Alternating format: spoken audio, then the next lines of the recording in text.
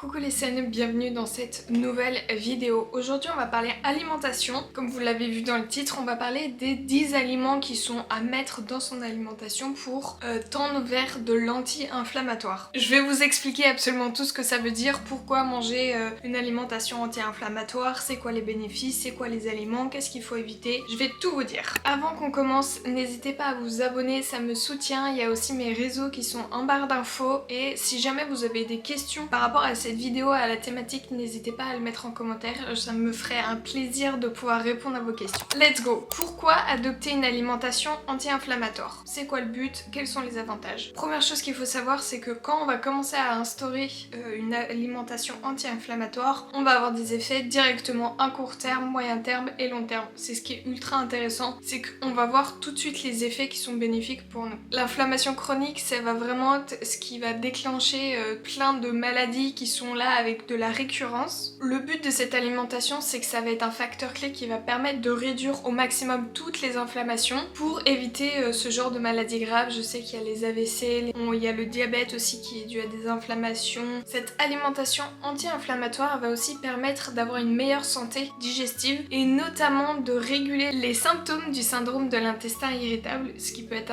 assez intéressant pour la plupart des personnes. De plus, ça va renforcer le système immunitaire. On est en hiver, on n'a pas envie de tomber malade, donc c'est que du bonus, et pareil, même dans une vie entière, on n'a pas envie d'être malade, donc c'est que bénéfique. Pour ce qui est, on va dire, un petit peu esthétique plutôt, on va avoir une réduction de l'eczéma, de l'acné, une peau qui sera en meilleure santé, des cheveux en meilleure santé, des ongles en meilleure santé, donc c'est que bénéfique. Dans tous les cas, une alimentation pas forcément anti-inflammatoire, mais une alimentation variée avec tout plein d'aliments différents, normalement vous serez en meilleure santé. Mais selon les personnes, il y a des éléments qui sont plus ou moins acceptables pour votre corps. Globalement, cette alimentation vous fera vous sentir mieux dans votre peau, dans votre corps, vous aurez plus d'énergie. Ça sera clairement un bien-être au quotidien et aussi on évitera tous les inconforts qu'on peut avoir, notamment, je pense surtout avec l'intestin, la digestion, etc. Moi personnellement, je me suis intéressée à cette alimentation parce que j'ai de l'endométriose. L'endométriose, en gros, c'est une inflammation des tissus locales. Donc si je peux éviter au maximum d'avoir une alimentation qui va aggraver cette maladie, ça peut être que bénéfique pour moi. Maintenant, je vais vous partager 11, il y en a un bonus, aliments qu'il faudrait essayer de mettre activement dans son assiette au quotidien pour bénéficier de cette alimentation anti-inflammatoire. La première chose qui devrait être plutôt facile, ça va être les fruits rouges. Surtout les baies, les mûres, les myrtilles, c'est vraiment rempli d'antioxydants. Ça sera aussi riche en fibres et ça permettra d'avoir un bon équilibre du pH de votre corps. Les fruits rouges, très simple, vous pouvez en acheter congelés, vous faites un smoothie le matin, ça passe. Et évitez de consommer des fruits rouges qui sont pas de saison, je sais c'est un petit peu compliqué, mais privilégiez du coup en hiver les fruits congelés. Mais en été, quand il va y avoir les fraises, les mûres, allez vous faire plaisir. Manger les fraises, ça sera juste incroyable et c'est assez facile. Et globalement, je pense que tout le monde aime les fruits rouges. Le deuxième aliment, ça va être une catégorie d'aliments, ça va être les poissons gras. Privilégiez les petits poissons gras. Quand je dis petits, ça va être par exemple des sardines, du hareng. Je sais que ça a des goûts très marqués. Mais si jamais vous aimez, il y a aussi le maquereau. Évidemment, il y a le saumon, notamment de l'oméga 3 qui est extrêmement intéressant pour votre corps. Et tous ces poissons du coup sont composés de bonne graisse qui va aussi être important pour votre santé.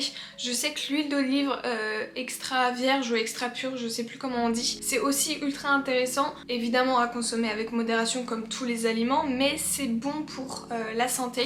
Pour l'aliment 3 et 4, c'est pas des aliments, ça va être des épices. La première, ça va être le curcuma. Alors moi personnellement, c'est une épice que je n'ai jamais consommée, à part il y a 3 jours où j'en ai acheté pour faire des ginger shots. Le curcuma, il est assez connu pour tous ses bénéfices que ça va apporter sur la santé. C'est un anti-inflammatoire qui est assez puissant, on va le retrouver assez facilement dans la littérature. Et ça va permettre de protéger de l'inflammation chronique et de la dégradation des tissus. Donc vraiment, c'est un truc pas très compliqué, c'est une épice à rajouter dans des plats. Moi personnellement, du coup, j'ai fait dans des ginger shots que j'ai testé. Ma recette, c'est pas la meilleure, mais au moins il y a une base et je sais qu'il faudrait que j'améliore cette recette. Pour le troisième aliment, aliment du coup c'est aussi une épice, ça va être une épice, un condiment on va dire, ça va être le gingembre. Donc pareil, j'en consomme pas du tout parce que je pense que la seule fois où j'ai goûté ça avait vraiment un goût qui n'était pas du tout bon, je trouvais ça ultra désagréable, mais j'en ai jamais consommé frais. Donc là j'en ai acheté, pareil je les ai fait en ginger shot, c'est vraiment je trouve, ça c'est le truc parfait pour commencer votre journée de façon anti-inflammatoire si je peux dire, parfait à jeun à mettre dans votre corps. Du coup il y a du citron, des oranges, le curcuma, du poivre et du gingembre, c'est un shot déjà ultra anti-inflammatoire avec des bonnes vitamines ultra intéressantes et ça vous donne un coup de fouet le matin quand vous le prenez. Donc c'est une recette qui est plutôt pas mal pour combiner plein de choses. Le gingembre du coup a des propriétés anti-inflammatoires assez puissantes, surtout au niveau de l'estomac, parce que le gingembre va inhiber les enzymes qui vont être pro-inflammatoires, donc c'est tout bénéfique. Et il contribue aussi à réduire les douleurs et les crampes abdominales, donc si jamais vous avez parfois mal au ventre, peut-être que vous pouvez tester de mettre du gingembre dans votre alimentation et me dire si ça marche ou pas. Aliment numéro 5, ça devrait être très facile de l'inclure dans votre alimentation, ça va être le chocolat noir. Attention, pas n'importe lequel, pas du chocolat au lait, pas du chocolat blanc, non. C'est du chocolat noir au moins à 70% de cacao. Il est riche en polyphénol, c'est des antioxydants qui vont permettre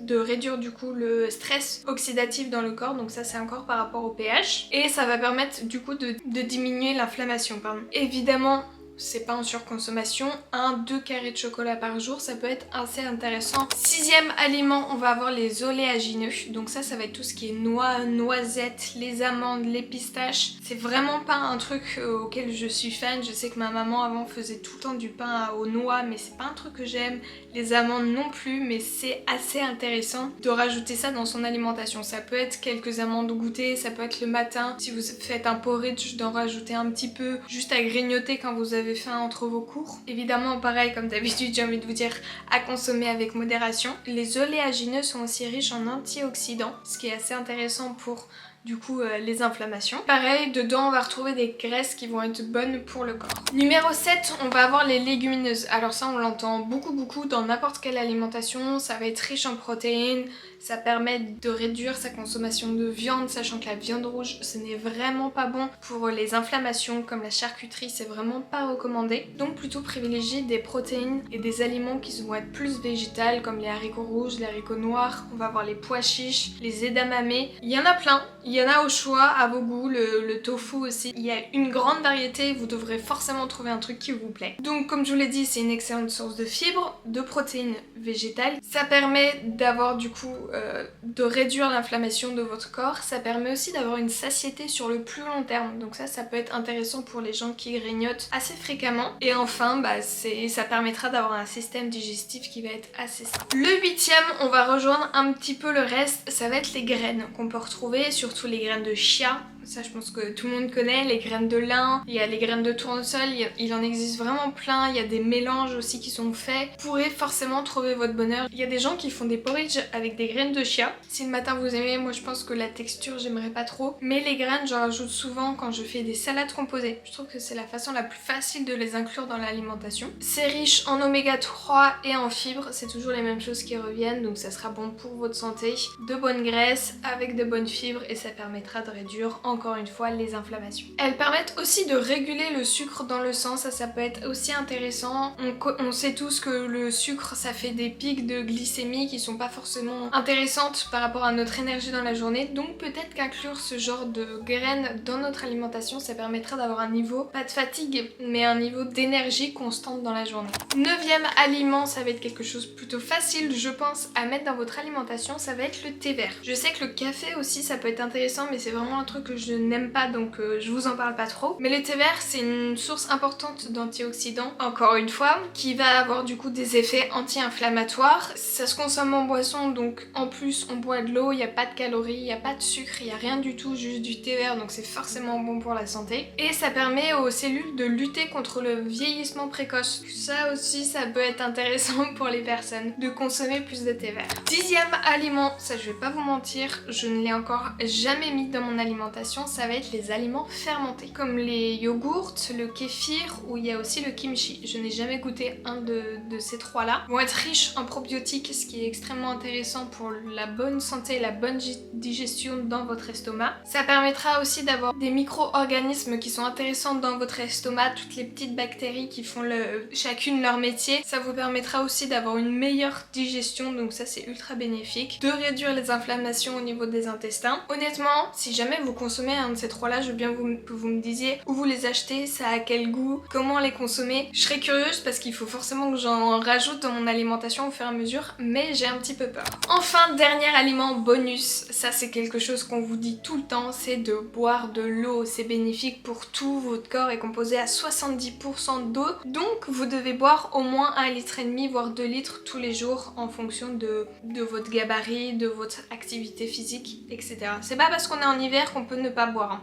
Au contraire, il faut encore plus boire en hiver. L'eau permet d'avoir un bon fonctionnement de l'organisme en premier, ça va permettre aussi d'éliminer au maximum les toxines. La consommation d'eau permettra aussi de réguler la température dans le corps, donc éviter d'avoir des gros pics de chaleur qui vont induire des inflammations locales, donc ça peut être aussi intéressant. Et enfin, mais l'eau c'est la vie, on en a besoin pour vivre, donc vraiment buvez votre eau tous les jours. Et voilà, je vous ai donné mes petits secrets d'alimentation anti-inflammatoire. Si jamais vous en consommez, dites-moi comment vous le faites, de quelle façon, dans quel plat, à quel moment de la journée. Si jamais vous ne connaissez pas l'alimentation anti-inflammatoire, est-ce que ça vous donne envie de tester ou d'inclure un minimum d'aliments dans votre alimentation au quotidien? Dites-moi ça en commentaire, ça m'intéresse. Et nous on se retrouve la semaine prochaine pour une nouvelle vidéo. Bisous. Take a chance. Live your life for just one night. No looking back.